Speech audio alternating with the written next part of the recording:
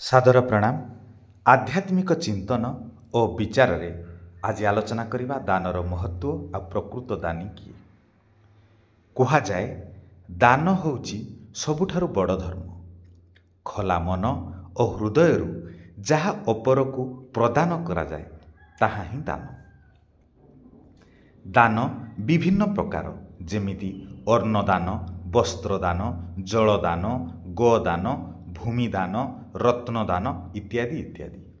वर्तमान रक्तदान और अंगदान को एक महत् दान बोली ग्रहण करा जाउछि।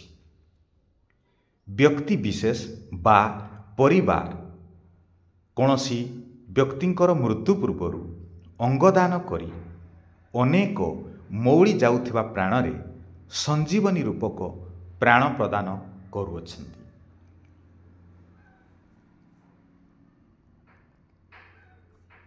आमे पुराण रे विभिन्न महत् दान संपर्क रे सुनियछु। स्वयं भगवान श्रीकृष्ण द्रौपदी को वस्त्र दान करी कुरुसभारे नारी को सम्मान देइथिले। जमराज सावित्री को वचन रे बस होई सत्यवानंकर जीवन दान करथिले। द्वापर जुगरे कर्ण दानी रूपे परिचित। एमिति कि कर्ण मृत्यु पूर्वरु निजर दांत भांगी दान करने को मध्य पछाई नथिले। महर्षि बाजश्रवा विश्वजित यज्ञ शेषरे निजर सर्वस्व दान करथिले। एमिति कि निज पुत्र को जम को दान कली बोली प्रकाश करथिले। दान ताकू कहा जाए जहाकू प्रदान कला परे आउ फेरी पाइबार आशा रखा जाए नहीं। आसंतु एबे एक सुंदर कहानी माध्यम रे जानिबा प्रकृत दानी किए। थरे जड़े व्यक्ति निजर सर्वस्व दान करिबा उद्देश्य रे घोषणा कले। तांको घोषणा सुनी विभिन्न अंचलरू विभिन्न प्रकार व्यक्ति विशेष दान पाइबा आशारे आसी रुंड हेले।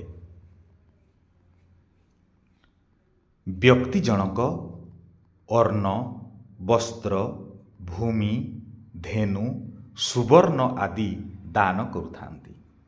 धेनु कहिले गाई, सुवर्ण कहिले सुना इत्यादि दान करुथांती।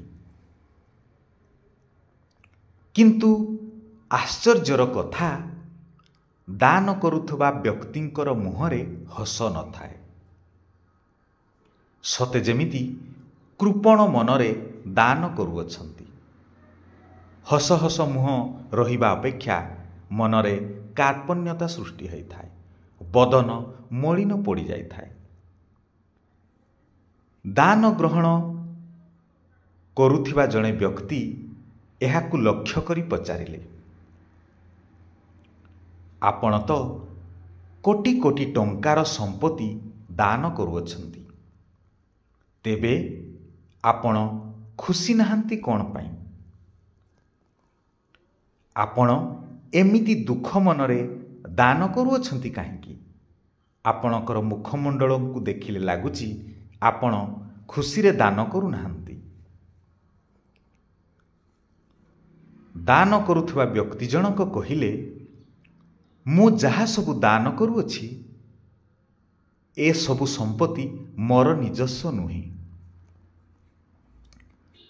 दान ग्रहण करुथबा व्यक्ति जनक चमकी पड़िले। कहिले, तेबे कोन आपण पाप करी ए सबु संपत्ति अन्य ठारु पाइथिले जहा आज दान करुअछंती? एभली संपत्ति ग्रहण करिबा आउ दान करिबारे कौनसी पुण्य नाही। जेउ जिनिस दान कला बेले मनरे हरस न थाए से दानर कौनसी मूल्य न थाए।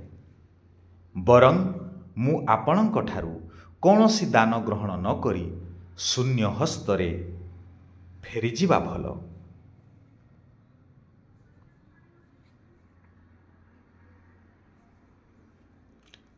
ଦାନ କରୁଥିବା ବ୍ୟକ୍ତି ଜଣଙ୍କ ଅତି ନମ୍ର ଭାବରେ କହିଲେ, ଏ ସମ୍ପତ୍ତି ମୁଁ କାହାଠାରୁ ଚୋରି କରିନାହିଁ ଅଥବା ଅସତ୍ ଉପାୟରେ ରୋଜଗାର ବି କରିନାହିଁ।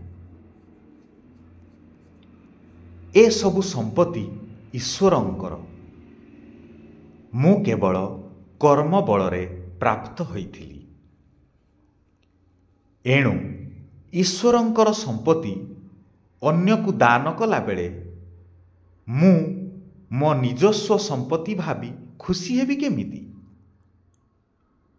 ଦାନ ଗ୍ରହଣ କରୁଥିବା ଲୋକ ଦାତାଙ୍କର ଏଭଳି ଭାବନାରେ ଆଶ୍ଚର୍ଯ୍ୟ ହୋଇ ଧନ୍ୟ ଧନ୍ୟ କହିବାକୁ ଲାଗିଲେ।